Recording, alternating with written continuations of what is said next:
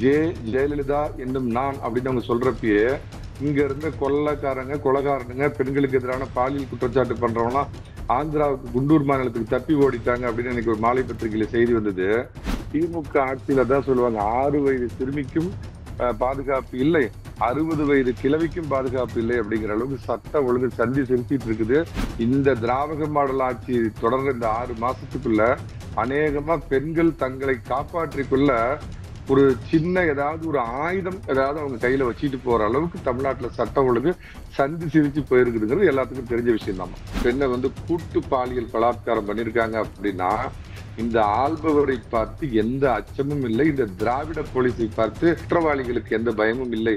இப்போ என்ன செஞ்சிட்டு போறாங்க போலீஸ்? நம்ம மாமே மச்சான் அவங்ககிட்ட போய் கட்ட பஞ்சாயத்து பேசிக்கலாம், இல்லைன்னா ஒரு கட்டை வீசி எறியலாம், பணக்கட்டை வீசி எறிஞ்சா எதை வேணாலும் பண்ணலாம், எதை வேணாலும் செஞ்சுட்டு எப்படி வேணாலும் தப்பிச்சு உல்லாசமா இருக்கலாம் அப்படிங்கிறது இங்க இருக்கிற ரவுடிகளுக்கும் பெண்களுக்கு எதிரான குற்றங்களை புரியறவங்களுக்கும் நல்லா ஒரு சொர்க்க வாசல்னு சொல்லலாமா. பீகார்காரன் வீட்டு கதவை தட்டி ஓட்டர் லிஸ்ட் செக் பண்ண போறானா, இல்ல பானிபூரி விற்கிறதுக்கு வந்த உங்க ஓட்டர் லிஸ்ட் செக் பண்ண வீட்டு கதவை தட்ட போறானா?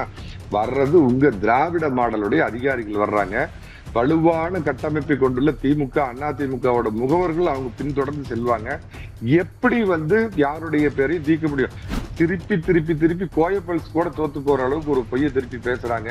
இவங்க சாயம் வெளுத்து போயிடும். ஒவ்வொரு பூத்துல இருந்து செத்து போனவங்களை உயிர்ப்பிக்கலான்னு பார்த்தாங்க. இப்ப அந்த ஐடியாவிலேயே அடிமடியிலேயே ஈஸியை கை வச்சிருச்சுங்கிற பதட்டத்தில் தான் நாட்டுக்கு மோடி சாமி, தமிழ்நாட்டுக்கு பழனிசாமின்னு சொல்லுவேன்.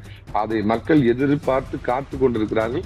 இந்த திமுக இந்த தேர்தலோடு சமாதி கட்டப்படும். வணக்கம் சார். வணக்கம்மா. பெண்கள் தங்களை தானே பாதுகாத்துக் கொள்ளணும்னு சொல்லிட்டு எதிர்க்கட்சி தலைவர் எடப்பாடி கே பழனிசாமி அவர்கள் சொல்லியிருக்காங்க.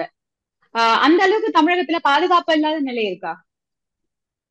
நிச்சயமா திமுக ஆட்சினாவே சட்டம் ஒழுங்கு சந்தி சிரிக்கும். பெண்கள் வீட்லயும் பத்திரமா இருக்க முடியாது, பொதுவெளியிலயும் பத்திரமா இருக்க முடியாது, ரோட்லயும் நடக்க முடியாதுங்கிறது திமுக ஆட்சியுடைய சான்றுமா இது. சாதாரண ஒரு பாமரனை போய் கேட்டீங்கன்னா கூட அண்ணா திமுக ஆட்சியில் சட்டம் ஒழுங்கு சரியாக இருக்கும், திமுக ஆட்சியில் சட்டம் ஒழுங்கு சந்தி சிரிக்கும் அப்படிங்கிறது சான்றுகளோட நிரூபிக்கப்பட்டதுமா. 2011 மரியாதைக்குரிய அம்மா அவர்கள் முதலமைச்சரா அந்த காலையில பொறுப்பேற்றுக்கிட்டப்ப அன்னைக்கு மாலை பத்திரிகையில வந்த செய்தி அநேகமா எல்லாரும் பார்த்திருப்பீங்க. ஜெ ஜெயலலிதா என்னும் நான் அப்படின்னு அவங்க சொல்றப்பயே இங்க இருந்த கொலைகாரனுங்க பெண்களுக்கு எதிரான பாலியல் குற்றச்சாட்டு பண்றவங்களாம் ஆந்திராவுக்கு குண்டூர் மாநிலத்துக்கு தப்பி ஓடிட்டாங்க அப்படின்னு எனக்கு ஒரு மாலை பத்திரிகையில செய்தி வந்தது. அதிமுக ஆட்சியில் சட்டம் ஒழுங்கு அப்படிங்கிறது இம்மி அளவு எந்த அதுல ஒரு குறைபாடும் இருக்காததுக்கு முதல் காரணம் அதிமுக கரவேட்டி கட்டிக்கிட்டு எந்த கட்சிக்காரனும் போலீஸ் ஸ்டேஷன்ல போய் கட்ட பஞ்சாயத்து பண்ணக்கூடாதுன்னு அம்மா கோர்ட் விதித்த தண்டனை. அதுதான் அம்மா கோர்ட் கொடுத்த நீதி. அதை தாண்டி யாராவது அதிமுக காரங்க போலீஸ் ஸ்டேஷனுக்கு உள்ள போனாங்கன்னா அங்க இருக்கிறப்பயே அவங்க பதவி போயிடும். அங்க இருக்கிற அந்த எந்த ஸ்டேஷன்ல அவங்க ரெக்கமெண்டேஷனுக்கு போனாங்களோ அந்த ஸ்டேஷன்லயே பிடிச்சி உள்ள வைக்க சொல்லுவாங்க. இதுதான் அம்மாவுடைய ஆட்சி. அவர் வெளியில எடப்பாடி பழனிசாமி வந்த உடனே அவர் என்ன எல்லாருமே கிண்டல் பண்ணாங்க அப்படின்னா, ஏதோ பார்த்தா நான்வெஜ் பாய் ஹோட்டல்ல உட்கார்ந்து இருக்கிற கல்லாப்பட்டியில உட்கார்ந்து இருக்கிற ஒரு மாதிரி இருக்கிறாருன்னு சொன்னாங்க. ஆனா அம்மா கிட்ட கத்துக்கொண்ட அந்த அரசியல் பாடம் சட்டம் ஒழுங்கு அப்படிங்கிறது மிகச்சரியாக அவருடைய ஆட்சியில இருந்தது. திமுக ஆட்சியில தான் சொல்லுவாங்க 6 வயது சிறுமிக்கும் பாதுகாப்பு இல்லை, 60 வயது கிழவிக்கும் பாதுகாப்பு இல்லை அப்படிங்கிற அளவுக்கு சட்ட ஒழுங்கு சந்தி செலுத்திட்டு இருக்குது. அதாவது ரொம்ப நாகரிகத்தோட கண்ணியத்தோட பொதுச் செயலாளர் திரு எடப்பாடி பழனிசாமி எதிர்க்கட்சி தலைவர் சொன்னதா நான் நினைக்கிறேன். இந்த திராவிட மாடல் ஆட்சி தொடர்ந்த இந்த 6 மாசத்துக்குள்ள அநேகமா பெண்கள் தங்களை காப்பாற்றிக் கொள்ள ஒரு சின்ன ஏதாவது ஒரு ஆயுதம் ஏதாவது அவங்க கையில வச்சுட்டு போற அளவுக்கு தமிழ்நாட்டுல சட்டம் ஒழுங்கு சந்தி சிரிச்சு போயிருக்குதுங்கிறது எல்லாத்துக்கும் தெரிஞ்ச விஷயம் தான். முன்னாடி இவங்கதான் திமுக தான் ஆட்சியில இருக்காங்க. ஆனா எதிர்க்கட்சி தலைவர் சில மாதங்களுக்கு முன்பு நினைக்கிறேன் பெப்பர் ஸ்ப்ரே பெப்பர் ஸ்ப்ரே அப்புறம் அது போன்ற உபகரணங்கள் பெண்களுக்கு பாதுகாப்பா தலைமை அலுவலகத்துல இருந்து தொடங்கி வச்சிருந்தாரு. இது எப்படி சார் பாக்குறீங்க? ஆட்சியில இல்ல, ஆனா மக்களுக்காக செயல்படுறாங்க. அதான் சொல்றேன். இப்ப மழைக்காலம் அப்படின்னு வந்தோன்னா சில முன்னெச்சரிக்கை நடவடிக்கைகள் எடுப்போம்.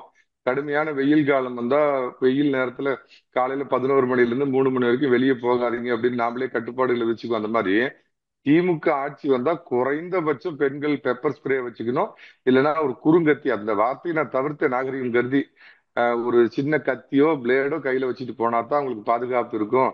அப்படிங்கிறது அதான் ஆள்பவன் எவ்வளியோ மக்கள் அவ்வளி அப்படின்னு சொல்லுவாங்கம்மா. ஆள்பவனை பார்த்தால் பயம் இருக்கணும். அம்மா அப்படிங்கிற அந்த ஒரு ஆளுமையை பார்த்தா அவங்களுக்கு கீழே வேலை செஞ்ச அரசு அதிகாரிகளாகட்டும், போலீஸ் ஆகட்டும், அவங்களுக்கு ஒரு பயம் இருக்கும். பாருங்க, இப்ப சுட சுட சம்பவம் நேற்று கோயம்புத்தூர் ஏர்போர்ட்டுக்கு பின்னாடி நடந்திருக்குது. ஒரு பெண்ணை வந்து கூட்டு பாலியல் பலாத்காரம் பண்ணியிருக்காங்க அப்படின்னா, இந்த ஆள்பவரை பார்த்து எந்த அச்சமும் இல்லை. இந்த திராவிட போலீஸை பார்த்து மக்களுக்கு எந்த பயமும் இல்லை. மக்களுக்கு இல்ல, குற்றவாளிகளுக்கு எந்த பயமும் இல்லை. அப்படிங்கிறது உள்ளங்கை நெல்லிக்கனியா இருக்கிறப்ப, இப்போ என்ன செஞ்சுட்டு போறாங்க போலீஸ்? நம்ம மாமன் மச்சான் அவங்ககிட்ட போய் கட்ட பஞ்சாயத்து பேசிக்கலாம், இல்லைன்னா ஒரு கட்டை வீசி எறியலாம். பணக்கட்டை வீசி எறிஞ்சா எதை வேணாலும் பண்ணலாம், எதை வேணாலும் செஞ்சுட்டு எப்படி வேணாலும் தப்பிச்சு உல்லாசமா இருக்கலாம். அப்படிங்கிறது இங்க இருக்கிற ரவுடிகளுக்கும் பெண்களுக்கு எதிரான குற்றங்களை புரியறவங்களுக்கும் நல்ல ஒரு சொர்க்க வாசல்னு சொல்லலாமா. அதாவது திமுக ஆட்சி என்பது குற்றவாளிகளுக்கு, ரவுடிகளுக்கு, அடுத்தவன் நிலத்தை அடிச்சு புடுங்குறவங்களுக்கு, பெண்களுக்கு எதிரான பாலியல் குற்றம் பண்றவன் எல்லாத்துக்குமே பாத்தீங்க அப்படின்னா இது வந்து ஒரு சொர்க்க வாசல்னு சொல்லலாம். அண்ணா நகர்ல ஒரு 6 வயது குழந்தை மேல நடந்த ஒரு பாலியல் தாக்குதலுக்கு சிபிஐ வழக்குக்கு மரியாதைக்குரிய உயர்நீதிமன்றம் உத்தரவு போட்ட உடனே சிபிஐ வழக்கு வேண்டான்னு 1 மணி நேரத்துக்கு 50 லட்சம் ஃபீஸ் வாங்குற வக்கீல வச்சு வாதாடின இந்த சூதகமான அரச மக்கள் பார்த்துக்கிட்டு இருக்கிறாங்கம்மா. முதல்ல ஒரு வாழ்த்து சொல்லிடுறோமா. கவுண்ட் டவுன் ஆரம்பிச்சு இன்னைக்கு 148வது நாள்மா. இன்னும் 148 நாள் இருக்குது இந்த திராவிட மாடல் ஆட்சி போறதுக்கு. இன்னும் சரியா 6 அமாவாசை இருக்குது. இந்த அமாவாசையோட ஆட்சி முடியறதுக்கு, பழனிசாமி அப்படிங்கிற பௌர்ணமி பிறக்கிறதுக்கு இன்னும் மிகச்சரியா 6 மாதங்கள் இருக்குது. இது என்னுடைய விருப்பம் மாத்திரம் இல்ல. இன்றளவுக்கு நான் ஒரு கிராமத்துல வாழ்றவன். சாதாரண டீ கடையில, சாதாரண பீடா கடையில, பொட்டி கடையில பழனிசாமி வரணும், தமிழகத்தை காப்பாற்றணும்னு மக்கள் எதிர்பார்த்துட்டு இருக்கிறாங்க. ஒற்றை கையால் ஓங்கி அடித்து புரட்சி செய்ய போறாங்க. அநேகமா என்னுடைய கணிப்பு சரியா இருந்ததுன்னா 2026 தேர்தல் எப்படி 1967ல காங்கிரஸ் கட்சிக்கு ஒரு மரண சாசனத்தை தமிழகத்தில் எழுதியதோ, அந்த மாதிரி இந்த திராவிட பேரை சொல்லி ஏமாத்தி மக்கள் வயிற்றுல அடிச்ச இந்த திமுக அப்படிங்கிறதுக்கு ஒரு சமாதி கட்டக்கூடிய ஒரு தேர்தலாக இருக்கும் நான் கருதுறேன். சார், இப்போ அண்ணா பல்கலை சம்பவத்துல வந்து உரிய நடவடிக்கை, அதாவது சீக்கிரத்துல எடுத்திருந்தா இந்த மாதிரியான கோவை விமான நிலைய சம்பவங்கள் வந்து நடந்திருக்காதுன்னு சொல்றாங்களே, இது இதுதான் தவறிடுச்சா? சொல்லுங்க. அதிமுக இப்ப ஒரு அருமையான கேள்வி எழுப்பினாங்க, யார் இந்த சார்னு. அதுல பிடிச்ச பயம்தாம்மா சார் அப்படிங்கறத கேட்டாவே உங்களுக்கு பயம் ஆடி தள்ளுது. அதனாலதான் இப்ப எலெக்ஷன் கமிஷன் கொண்டாந்து இருக்கிற சாரை பார்த்து கூட உங்களுக்கு பயமா இருக்குதுமா. உண்மை குற்றவாளிகள், பல கூட்டு குற்றவாளிகள் வெளியே சுத்துறதுக்கு, அதுல சம்பந்தப்பட்ட ஒரு திமுக ஒரு மிகப்பெரிய நபர் அதுல வந்து வெளியே சுத்துறதுக்கு கிடைத்த ஒரே ஒரு பலிகடாவை வச்சு நீதிமன்றத்தை வந்து ஏமாத்தி அந்த கேஸை வந்து இழுத்து மூடி, ஏதோ அவன் ஒருத்தன் தான் குற்றவாளிய, அவன் ஒருத்தன் தான் குற்றம் பண்ணான், அது அந்த ஒரு முறை தான் குற்றம் பண்ணான், ஏதோ பாதிக்கப்பட்டது அந்த ஒரு பெண் தான் பாதிக்கப்பட்டாள் அப்படிங்கிற மாதிரி இவங்க அந்த கேஸை இழுத்து ஊத்தி மூடினத மக்கள் எல்லாமே பார்த்துக்கிட்டு இருக்கிறாங்க. மௌனத்தோட கடந்து போறாங்க. இதுக்கான பதில் 2026ல ஏப்ரல் மாசமோ மே மாசமோ மக்கள் வந்து உறுதியான பதிலடியை கொடுப்பாங்க. அது நான் சொல்ற மாதிரி திமுகவுடைய மரண சாசனத்திற்கு வழிவகுக்கும். சார், இப்போ இந்த சார்ன்றத வேணாம்னு சொல்றாங்க, உச்ச நீதிமன்றம் வரைக்கும் போறேன்னு சொல்றாங்க. ஆனா வந்து அதிமுக சார்பில் பாத்தீங்கன்னா ஜெயக்குமார் வந்து பேசியிருக்காரு, எங்களுக்கு வந்து சார் வேணும் அப்படின்னு சொல்லி பேசியிருக்காரு. இது எப்படி சார் பாக்குறீங்க? ஜெயக்குமார் அன்னைக்கும் யார் இந்த சார்னு தெரியணும்னு கேட்டாரு, இன்னைக்கு சார் வேணும்னு கேட்டிருக்காரு. சோ அவரு ஒற்றை நிலைப்பாடுல தான் இருக்குது. அவர் சார்ந்த அதிமுகவும் ஒரே நிலைப்பாடுல தான் இருக்குதுமா. அநியாயமா எதுக்கு எடுத்தாலும் பாத்தீங்க அப்படின்னா, எந்த உங்க வீட்டு குழாயில தண்ணி வரலனா கூட, உங்க பாத்ரூம் அடைச்சிருச்சுன்னா கூட ஒன்றிய அரசு, குன்றிய அரசு காரணம், மோடி காரணம், மோடியோட தாடி காரணம், இப்படின்னு இதையே வந்து பேசிட்டு இருக்கிறது இவங்க வாடிக்கையாகி போச்சு. உன்னை எதுக்காக ஆட்சி கொடுத்தாங்க? எடப்பாடி பழனிசாமி அவர்கள் முதலமைச்சராக இருக்கிறது மட்டும் என்ன அன்னைக்கு கூட்டணி அரசாங்கமா இருந்த பிஜேபி வாரி வாரி கொடுத்துச்சா? 11 மருத்துவக் கல்லூரிகளை போராடி கொண்டாந்தாரு. எய்ம்ஸ் கல்லூரி கட்டுறதுக்கான அனுமதியை வாங்கி கொடுத்தாரு. அது இல்லாம எண்ணிலடங்காத பல நல திட்டங்களை கொண்டு வந்தார். உலகமே வந்து ஸ்தம்பிச்சு போய் நின்னப்ப, கொரோனாங்கிற ஒரு பெரிய பூதம் தொற்று எல்லாத்தையும் இது பண்ணப்ப, வெறும் 1,000 ரூபாய் மாஸ்க் வாங்கி மூஞ்சில கட்டிட்டு நான் மக்களை பார்க்க போறேன் அப்படின்னு அவரு போனாருமா. என்ன அடிப்படையில் இவங்க எதுக்குறாங்க? அதாவதுமா, அந்த காலத்துல இருந்து இவங்க அப்பா காலத்துல இருந்து என்ன பண்ணுவாங்க அப்படின்னு கேட்டீங்கன்னா, இவங்களுடைய ஆட்சியுடைய அவலங்கள், அட்டகாசங்கள், அட்டூழியங்கள் சந்தி சிரிக்கிறப்ப என்ன பண்ணுவாங்கன்னா, வடக்கு வாழுது தெற்கு தேயுது தமிழா பார்த்தாயா சோற்றால் அடித்த பிண்டமே, ஹிந்தி வேண்டாம், தாய்மொழி இருக்கு நாய்மொழி எதற்குன்னு இந்த இனவாதம் பிராந்தியவாதம் இதை தூண்டி விட்டு அரசியல் வயிற்று பிழைப்பு நடத்துவதே திமுகவுடைய ஒரு கேவலமானது. பாருங்க, சிஏஏவை ஏற்று என்னென்ன அட்டூழியம் பண்ணாங்க இந்த நாடு முழுக்க.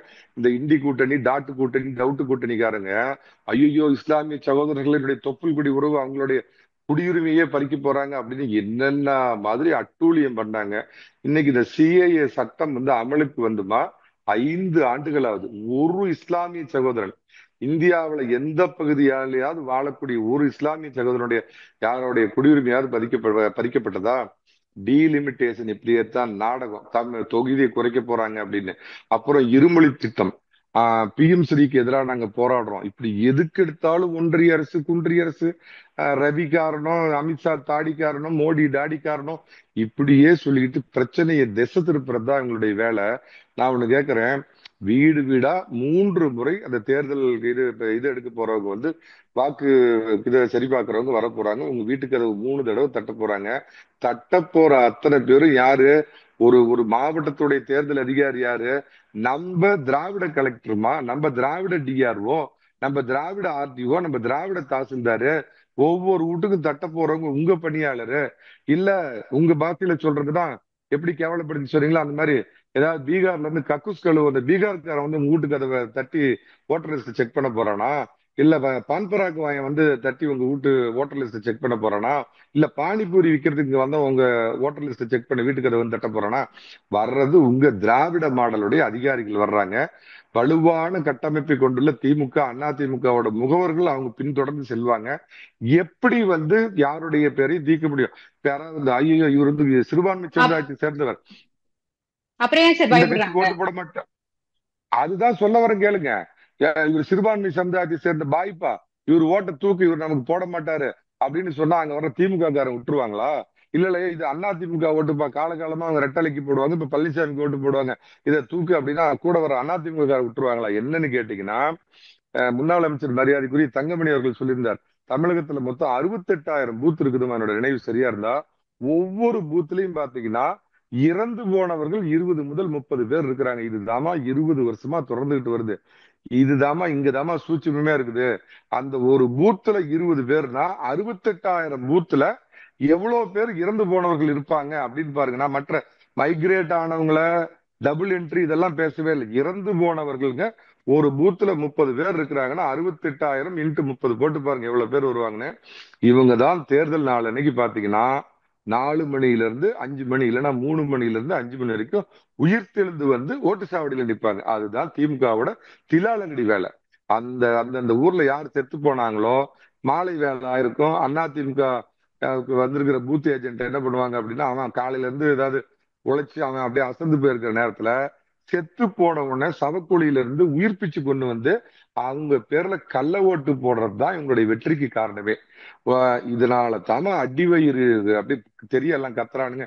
திமுகவோட நிலை வித்வான்கள் எல்லாம் போய் உட்கார்ந்து இருக்கிறாங்க. இந்த விஜய் கேட்டது நியாயம். நீங்க இவ்வளவு பெரிய பிரச்சனையா நினைச்சீங்கன்னா சட்டசபையில தீர்மானம் நிறைவேற்றிருக்கலாமே.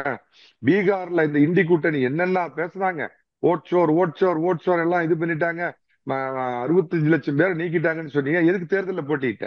65 லட்சம் பேரை நீக்கி இப்படி அநீதி பண்ணிருக்கிற தேர்தலை நாங்க புறக்கணிக்கிறோம்னு காங்கிரஸ் கட்சி, இந்தியாவுடைய எதிர்கட்சி காங்கிரஸ் கட்சி சொல்லியிருந்தேன்னா அது உண்மையா இருந்ததுன்னா உச்சநீதிமன்றம் தலையிட்டு இருக்கும். உச்சநீதிமன்றம் இது வரைக்கும் தடை கொடுத்ததா? எதை எடுத்தாலும் பிஜேபியை பார்த்து இங்க ஒரு ட்ரெண்ட் செட் பண்றது, இவங்களா பார்த்து ஒரு மோசம் மோசம் மோசம்னு சொல்லி பொய்யவே பேசுற. அதாவது பாத்தீங்கன்னா திருப்பி திருப்பி திருப்பி கோயப்பல்ஸ் கூட தோத்து போற அளவுக்கு ஒரு பொய்ய திருப்பி பேசுறாங்க. இவங்க சாயம் வெளுத்து போயிடும். ஒவ்வொரு பூத்துல இருந்து செத்து போனவங்களை உயிர்ப்பிக்கலான்னு பார்த்தாங்க. இப்ப அந்த ஐடியாவிலேயே அடிமடியிலேயே ஈஸியை கை வச்சிருச்சுங்கிற பதட்டத்தில் தான் தன்னுடைய நிலை வித்வான் 10 கோடி வாங்கினவன், 15 கோடி வாங்கினவன், இன்னொரு 10 கோடி வாங்கினவன், கமிஷன் வாங்குறவன், இவங்க எல்லாத்தையும் வச்சுக்கிட்டு நிலை வித்வான்கள் பிடில் வாசிக்கிறாங்க. நீங்க எழுதி வச்சுக்கங்க, இதோட இது மிக அப்படி சொல்றார். இது இந்த மழை காலத்தில் இது தேவையா? ஏன் வெயில் காலத்துல எல்லாம் டிரைனேஜ் வேலையை பார்க்காம மழை வர்ற இந்த காலத்துல போய் டிரைனேஜ் வேலையை பார்த்துட்டு இருக்கீங்களா? அந்த மாதிரி தேர்தல் கமிஷன் பண்ணுது. கூறுகட்ட அரசாங்கம்னு ஒண்ணு சொல்லுவாங்களா, அந்த மாதிரி மதி இழந்த ஒரு அரசாங்கம் பண்ற மாதிரி பண்ணுது. உங்களுக்கு என்ன சார் கவலை? அது சம்பந்தப்பட்ட அதிகாரிகள் சொல்லணும். எங்களால போய் வீடு வீடு எடுக்க முடியாது. மழைன்னா ஊத்திட்டு கொட்டுதா தமிழ்நாட்டுல இந்த ஒரு மாசத்துல? என்னென்ன பேசுறாங்க பாருங்க. அப்புறம் இந்த தேர்தல் முடிந்ததோட வச்சுக்கலாம். அதை விட ஒரு அயோக்கியத்தனம் இன்றைய நிலைமையில, நேத்து வரைக்கும் 370 எடுக்கிற வரைக்கும் காஷ்மீர் நீங்களாகன்னு சொல்லுவோம். இன்னைக்கு பிஜேபி வந்து ஒரு மிகப்பெரிய நல்ல விஷயத்தை இது இப்படிதாம்மா பண்ணாங்க. 370 எடுத்த உடனே நாட்டுல ரத்த ஆறு ஓடும், பிண ஆறு ஓடுனாங்க. ஒரு சம்பவம் நடந்ததா? புல்வாமா தாக்குதல், மற்ற தாக்குதல் நீங்க சொன்னீங்க அப்படின்னா அது காலகாலமா நடக்குது. மோடி அவர்கள் வந்ததுக்கு அப்புறம் அது குறைக்கப்பட்டிருக்குது. ஆனா இந்த 370 எடுத்ததுனால ஏதாவது நடந்துச்சா? இதுக்கு இப்படியே தான் பொய்ய பேசி ஊரை கூட்டி சிறுபான்மையினரை ஒரு கேடயமா பயன்படுத்தி, ஆயுதமா பயன்படுத்தி சிறுபான்மையினரை ஏமாத்தி அந்த வாக்கு வங்கிக்காக இவங்க போடுற கபட நாடகம் இது.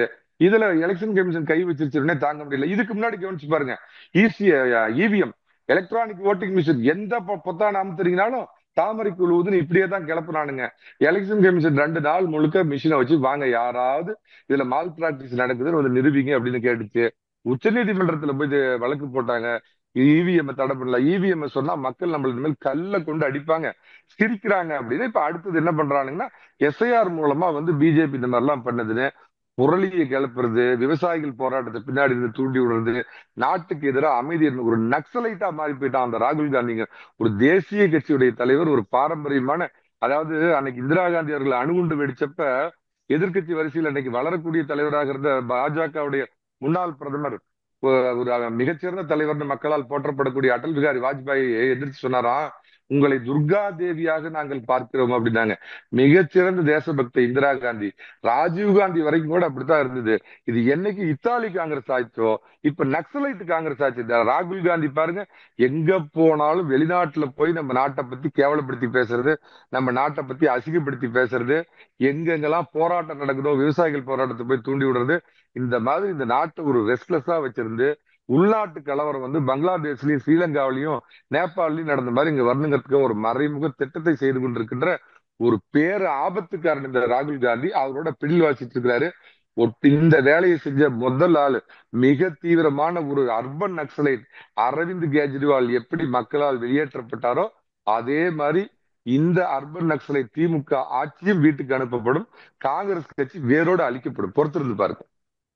சார், இப்ப நீங்க சொன்னதுனால நான் கேக்குறேன். இது மை டியர் பிரதர்னு சொல்லிட்டு அடிக்கடி சொல்லிக்கிறாரு. கூட்டணி பிரச்சனைகளை வந்து சமாளிக்க தான் வந்து இந்த மாதிரி டைலாக்ஸ் சொல்றாரோ முதல்வர்? ஆமா, இவருக்கு போன எலெக்ஷன்ல அல்வா வாங்கி கொடுத்தாரு. கோயம்புத்தூர்ல இங்க நடந்து போறப்ப ராகுல் காந்தி அப்படியே மங்கி வேலையெல்லாம் பண்ணி பேரிகார்டர்ல தாண்டி போய் அல்வா வாங்கி கொடுத்தாரு. அப்ப இனிச்ச அல்வா இப்ப எங்க நமக்கு அல்வா கொடுத்துட்டாரோன்னு தோணுது. என்ன காரணம்னா நம்ம தம்பி ஜோசப் விஜய் கிட்ட அடிக்கடி பேசுறாருங்கிறதுனால இப்ப ஒரு பயம் வந்துருச்சு. அதனாலதான் அந்த 6 மணிக்கு மேல எந்திரிக்கிற தம்பி இருக்கிறாரு துணை முதலமைச்சர், அவர் கை நம்மை விட்டு போகாது அப்படின்னு டயலாக்லாம் அடிச்சு பாக்குறாரு. நல்ல வேளை ஒரு விஷயம், அவர் எதுவும் துண்டு சீட்லாம் வச்சுட்டு படிக்கல, அவர் ஓரளவுக்கு ஏதோ பேசுறாரு. இப்ப இவங்களுக்கு அந்த பயம் எடுத்துக்கிச்சு. நான் இன்னொன்னும் சொல்றேன், உறுதியா நீங்க எழுதி வச்சுக்கோங்க. அதாவது அதிமுக பாஜக தொண்டர்கள் மத்தியில விஜய் இந்த கூட்டணிக்கு வருவாருங்கிற ஒரு எதிர்பார்ப்பு இருக்குது. ஆனால் நான் முதல் நாள்ல இருந்து எல்லா தொலைக்காட்சி விவாதங்களையும் பதிவு பண்ணிருக்கேன். அவர் இந்த கூட்டணிக்கு வருவதற்கான வாய்ப்புகள் மிக மிக மிக குறைவு. அவர் அநேகமா வரமாட்டார். ஆனால் ஒரு விஷயத்துல, இந்த கரூர் துன்பியல் சம்பவம், கரூர் ஜாலியன் வாலாபாக் அப்படின்னு நான் எல்லா டிவிலையும் குறிப்பிட்ட மாதிரி, இந்த சம்பவத்துக்கு அப்புறம் விஜய்க்கு ஒரு தெளிவு கிடைச்சிருக்கும் அரசியல். என்னன்னா, ஆளுங்கட்சினா அதோடைய பவர் என்ன, அது திமுக ஆளுங்கட்சியா இருந்ததுன்னா அதோடைய பவர் என்ன, எம்ஜிஆருக்கு புரட்சி தலைவருக்கு வேப்பல் அடிச்சவங்க இவங்க அப்படிங்கிற உண்மையை புரிஞ்சிருக்கோம். நாம தனித்து நின்றோம் அப்படின்னு சொன்னா ஒரு கல்லூரிக்கு கூட நம்ம முதலமைச்சர் ஆக முடியாது, ஒரு கல்லூரிக்கு கூட நம்ம முதலமைச்சர் ஆக முடியாது அப்படிங்கறத புரிஞ்சிருப்பாங்க. அதன் மூலமா விஜய் கற்ற ஒரு மிகப்பெரிய பாடம் எதுவாக இருக்கும் அப்படின்னு பாத்தீங்கன்னா, நாம ஜெயிக்கிறோமோ இல்லையோ திமுகவை ஆட்சி கட்டிலில் வர விடக்கூடாது. ஒருவேளை தப்பி தவறி மீண்டும் திமுக வந்ததுன்னா நம்மளுடைய எதிர்காலம் என்னங்கிற பயம் அவருக்கு வந்திருக்கும்.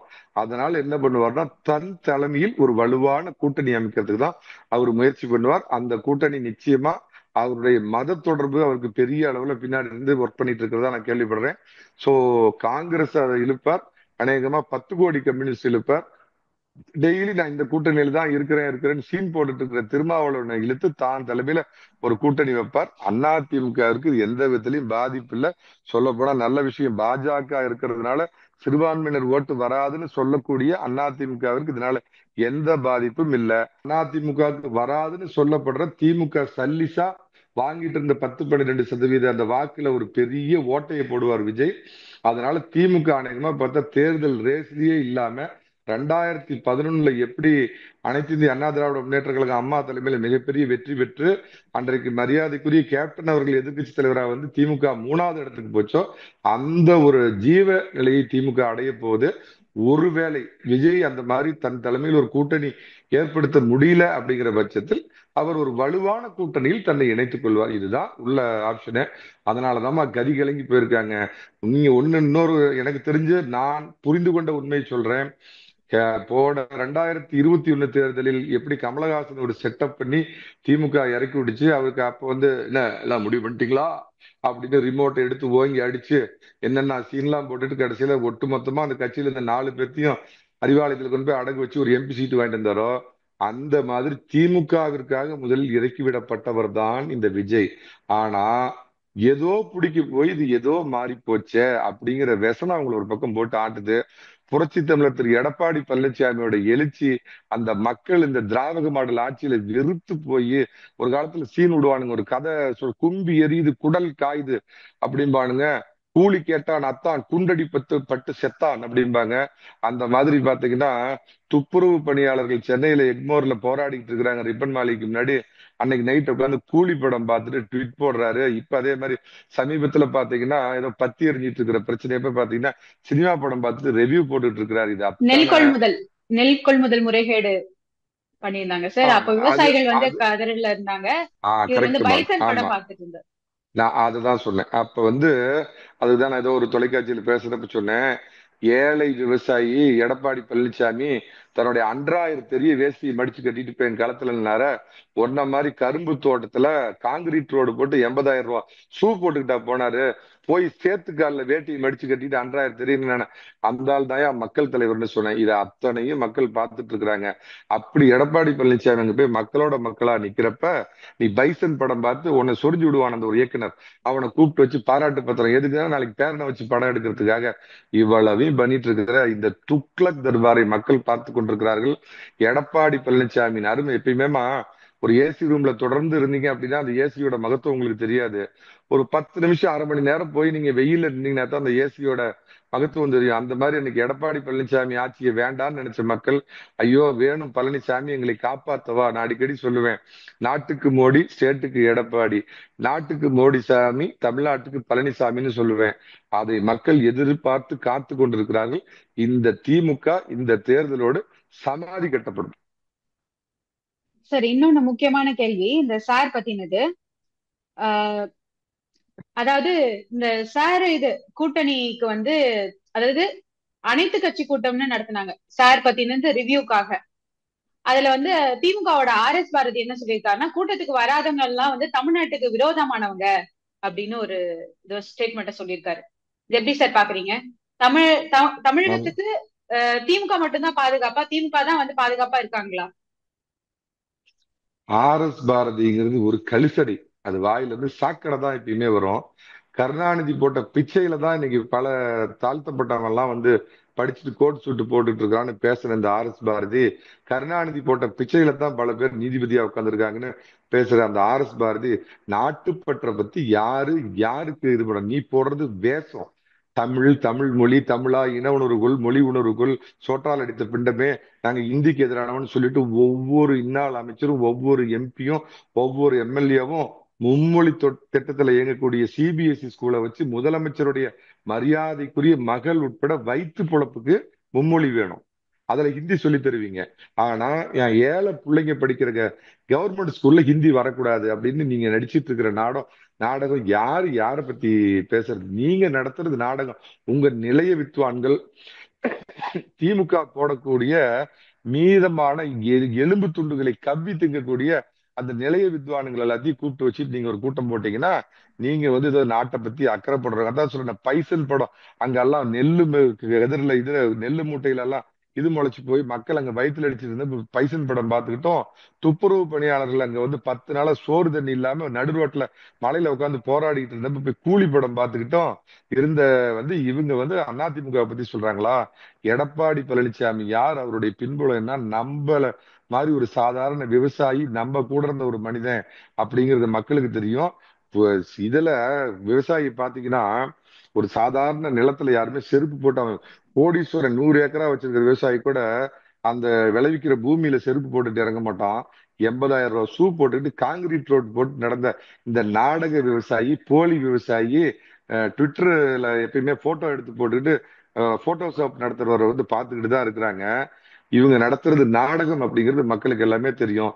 அதாவது மக்கள் எல்லாத்தையுமே ஒரு மெல்லிய புன்னகையோடு கடந்து போறாங்க. இதோட விளைவு எந்த அளவுக்கு திமுக அநேகமா 20 சீட்டு அவங்க ஜெயிக்க மாட்டாங்க. நான் இன்னைக்கு சொல்றேன், யூ டேக் மை வேர்ட்ஸ். அந்த அளவுக்கு ஒரு கடுமையான தோல்வி அவங்களுக்கு காத்திருக்குது. திமுகங்கிற கட்சி ஒளியும் தமிழ்நாட்டுல. தமிழ்நாட்டுக்கு நல்லது. என்னைக்கு ஒரு நல்லவர் ஏழைகளுக்காகவே அவதரித்த ஒரு கடவுளாக பார்க்கப்பட்ட காமராஜர் மேல இன்னைக்கு இல்லாதையும் பொல்லாதையும் சொல்லி காமராஜரை தோக்கடிச்சு பாவப்பட்ட இந்த தமிழக மக்களுக்கு அந்த பாவம் நீங்கும். இந்த திமுக அழிஞ்சு போறதுனால அந்த பாவ சாபம் விலகும். பார்த்து பொறுத்திருந்து பாருங்க. சார், இன்னொன்னு, திமுக அமைச்சர்கள் வந்து முதல்ல ஸ்டாலின் பேச்ச வந்து கேட்கலன்னு சொல்றாங்களே, எந்த அளவுக்கு உண்மை? யாரு கேக்குறாங்க? அதாவதுமா, நமக்கு நான் 4வது படிக்கிற காலத்துல இருந்து அரசியல் இதெல்லாம் நான் படிச்சு வளர்ந்தவன். தினமணி, துக்ளக் இதெல்லாம் படிச்சு வளர்ந்தவன். அந்த காலத்துல இருந்து அந்த கருணாநிதிங்கிற பேரை கேட்டாவே நமக்கு பிடிக்காதுமா. அந்த அளவுக்கு நான் அவருடைய எதிர்ப்பாளன் இருந்தாலும் அவர் ஒரு மிகப்பெரிய திறமைசாலி அப்படிங்கிறதுல எனக்கு மாற்று கருத்து கிடையாது. தமிழக அரசியல் அவர் இருந்த வரைக்கும் அவரை சுத்தி தான் நடந்தது. புரட்சி தலைவர் ஒரு பக்கமாகவும் அவர் ஒரு பக்கமாக அந்த அரசியல் நடத்துறாங்க. அதே மாதிரி பின்னாடி அம்மா வந்ததுக்கு அப்புறமும் அம்மா ஆளுங்கட்சியாக இருந்தாலும் கருணாநிதி அவர்கள் எதிர்க்கட்சியில இருந்து தன்னை சுற்றி ஒரு அரசியல் வர்ற மாதிரி பாத்துக்குவார். அவர் ஒரு திறமைசாலி அப்படின்னு நான் ஏத்துக்கிறேன். ஒரு ஆட்சி அதிகாரத்திலேயே அவர் கொள்ளையடிச்சதெல்லாம் ஒரு பக்கம் விட்டுருங்க. அவர் நடத்தக்கூடிய அளவுக்கு ஒரு திறமையானவர். எந்த திறமையும் கிடையாது. கூட இருக்கிற 4 அதிகாரிகள் சொல்றதுதான் வேத வாக்குன்னு நம்பி உண்மையான தமிழ்நாட்டு நிலைமை என்ன, இங்க உள்ள விவசாயிகள் நிலைமை என்ன, தமிழகம் இப்ப எதை நோக்கி போய் கொண்டிருக்கிறதுன்னு எதுவுமே தெரியாம ஒரு கனவு உலகில எப்படி அவர் மேக்கப் போட்டு டிப்டாப்பா இருக்கிறாரோ அதே மாதிரி நினைச்சுக்கிறாரு. தமிழ்நாட்டுல இப்ப தேனாரும் பாலாரும் ஓடுது. மக்களுக்கு எந்த பிரச்சனையும் இல்லை. ஏன்னா அவர் செய்தித்தாள் படிப்பதில்ல. முதல்ல ஒரு முதலமைச்சர் அப்படின்னா தினமும் ஐஎஸ் ரிப்போர்ட் வரும். அந்த ஐஎஸ் ரிப்போர்ட் உண்மையா அம்மா காலத்திலயோ இல்ல இதை பத்தி எல்லாம் எதுவுமே தெரியாத கீழ்நிலையில இருந்து வந்த எடப்பாடி பழனிசாமி காலத்திலயோ பாத்தீங்க அப்படின்னா அந்த ரிப்போர்ட்டை முதல்ல படிப்பாங்க. ஏன்னா உங்க ஆட்சியினுடைய யோகிய லட்சணம் அந்த பொய் ரிப்போர்ட் எழுதாம உண்மையா கொடுக்குற ஐஎஸ் ரிப்போர்ட் தான். ஐஎஸ் ரிப்போர்ட்னா என்ன தெரியாது. இவர்கிட்ட இருக்கிற ஒரு பிஏ தான் அதை படிக்கிறார். அதை இவங்களை சொரிஞ்சு விடுற மாதிரி தான் அந்த ரிப்போர்ட் வரும். எந்த செய்தித்தாள் படிக்கிறது கிடையாது. கருணாநிதி டிவியில காட்டுற மாநாட மயிலாட தவிர வேற எதுவும் பாக்குறது கிடையாது. உண்மையா நான் பார்த்துருக்கிறேம்மா. நான் ஒரு தடவை நான் என்னுடைய கல்லூரி காலத்துல ஒரு சேலத்தில் உள்ள முக்கியமான ஹோட்டல்ல ஒருத்தர் சந்திக்கிறதுக்காக போயிருந்தேன். அப்ப எதிர்க்கட்சி தலைவராக இருந்த திரு கருணாநிதி அவர்கள் அந்த ஹோட்டல்ல தங்கியிருந்தார். அவருக்கு நமக்கு என்ன வேலை இருக்கு அப்படின்னு சொல்லிட்டு நான் வந்து இப்படி கடந்து போறப்ப அவர் வண்டியில ஏறி உட்கார்றாரு. அப்ப அவர் அவங்க தொண்டர்களுக்கு எல்லாம் ஒரு வேண்டுகோள் விட்டிருந்தாரு. வடபுலத்து விஷம் கற்கும் பார்ப்பனிய தினமணியை யாரும் படிக்காதீர்கள் அப்படின்னு இருந்தார். ஆனா கார்ல ஏறி உட்கார்ந்த உடனே அவர் கேட்டது, ஏப்பா தினமணியும் துக்ளக்கையும் கொண்டா அப்படின்னார். இது என் கண்ணால பார்த்தேன். அதுதாம்மா கருணாநிதி. ஒரு எதிராளியாக இருந்தாலும் நம்மளுடைய அவலம் என்ன அப்படிங்கறது தெரிஞ்சுக்கணும். நம்மள விமர்சனம் பண்றவங்க பேப்பர் தான் படிக்கணும். அப்படின்னா உண்மையாலுமே நீங்க ஆட்சி நடத்தணும்னா நமது அம்மாவையும் இன்னைக்கு உள்ள நியூஸே தொலைக்காட்சி நீங்க பாத்தீங்க அப்படின்னா இல்ல எதிர்க்கட்சிக்கு அதாவது நம்ம அவலங்களை எடுத்து சொல்ற பேப்பர் ஒரு படிச்சீங்கன்னா நாட்டுடைய அவலம் என்னங்கிறது தெரியும். அதை விட்டுட்டு உங்களை சொரிஞ்சூர்ல கலைஞர் டிவியும் முரசொலியில அது அது எழுதுற திறமையாவது உண்டா? கருணாநிதி உட்கார்ந்தா அதையும் எழுதுவாரு. அதை எழுதி கொடுக்கறதே பாத்தீங்கன்னா கலைஞர் டிவியில வேலை செஞ்ச ஒருத்தர் எழுதி கொடுக்கறது அதையும் தப்பு தவறுமா படிக்கிறது. காவிரியில தண்ணி திறந்து விட வாங்கின தாம்பாளம் நிறைய பூவை கொடுத்தா தாம்பாளத்தோட தூக்கிடுது. தமிழ் கலாச்சாரமும் தெரியவில்லை, தமிழர் கலாச்சாரமும் தெரியவில்லை, இந்து கலாச்சாரமும் தெரியவில்லை. எதுவுமே தெரியாம ஒரு பொம்மை முதல்வராக இருக்கிறார். அவருக்கு வந்து பாத்தீங்கன்னா ஏதோ ஒரு அதிர்ஷ்டவசத்தால் ஒரு வாய்ப்பு கிடைச்சது. அந்த வாய்ப்புக்கு இன்னும் ஒரு 6 மாசம் தான் டைம் இருக்குதுமா. சார், இப்போ திமுக கூட்டணி கட்சி தலைவர்கள் திருமாவளவன், வேல்முருகன் போன்றவங்க எல்லாம் வந்துட்டு சொல்லியிருக்காங்க, தமிழகத்துல வந்து அதிகாரிகள் ஆட்சி தான் நடக்குது. அப்ப உண்மையாவே அவர்கிட்ட அதிகாரம் இல்லையா, இல்ல வந்து கூட்டணியில இருக்கோம் அப்பப்போ இந்த மாதிரி சொல்லிக்கலாம் அப்படின்னு சொல்றாங்களா? அது அவரு அடிக்கடி வேற சொல்லுவாரு, நான் சர்வாதிகாரி மாறுவேன்னு. கடைசியா ஒரு சார்லி சாப்ளின் ஆகி போனதுதான் மிச்சம். அவர் எந்த சர்வாதிகாரிமா? அதான் சொல்லணும், ஆட்சி நிர்வாகம். ரெண்டாவதுமா அந்த முதலமைச்சர் பதவி அப்படின்னா எடப்பாடி பழனிசாமி தன்னுடைய ஒரு கிளை செயலாளராக ஆரம்பிச்சவரு. படிப்படியா அந்த கட்சியில வந்த உடனே தன் வாழ்நாளில் நினைத்து பார்த்திராத ஒரு முதலமைச்சருங்கிற நாற்காலி கிடைச்ச உடனே அதை உட்கார்ந்து படிச்சாருமா, தெரிஞ்சுக்கிட்டார்.